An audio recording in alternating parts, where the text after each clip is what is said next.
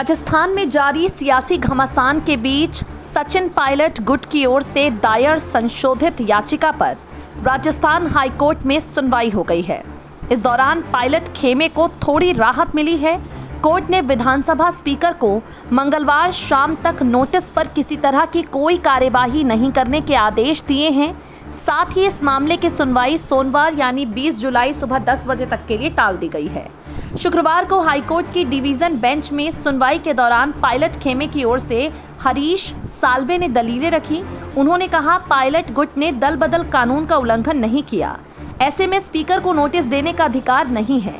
साल्वे के बाद मुकुल रोहतंगी ने भी पक्ष रखा। हाईकोर्ट में सचिन पायलट गुट की पैरवी के बाद स्पीकर की ओर से दलील देते हुए वकील अभिषेक मनु सिंघवी ने याचिका को तत्काल खारिज करने की अपील की।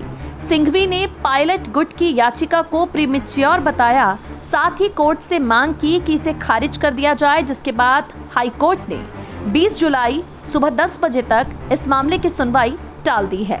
आपको बता दें, सचिन पायलट खेमे की संशोधित याचिका पर सुनवाई मुख्य न्यायाधीश इंद्रजीत मोहंती और जस्टिस प्रकाश गुप्ता की खंडपीठ में हो रही है।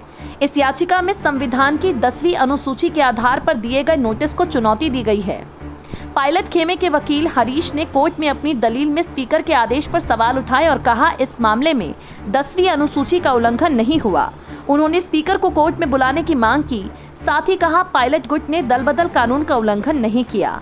हरीश साल्वे ने सचिन पायलट के पक्ष में दलील देते हुए कहा कि पार्टी को जगाना बगावत नहीं है। विधानसभा के बाहर दल बदल कानून का प्रावधान लागू नहीं होता, ऐसे में स्पीकर को नोटिस देने का अधिकार नहीं है। पार्टी ग्रुप ने कोई विद्रोह नहीं किया, वो सिर्फ अपनी बात रखने के लिए गए थे।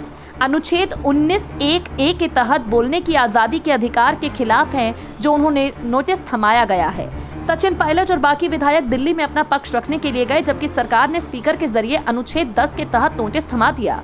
साल्वे के बाद मुकुल रोहतंगी अपनी दलीलें रखते हुए सुनाई पड़े। फिलहाल सबसे बड़ी खबर यह है कि सचिन पायलट को इस पूरे विवाद पर हाईकोर्ट से राहत मिल गई है। SPN 9 न्यूज रूम से मेघा की रिपोर्ट।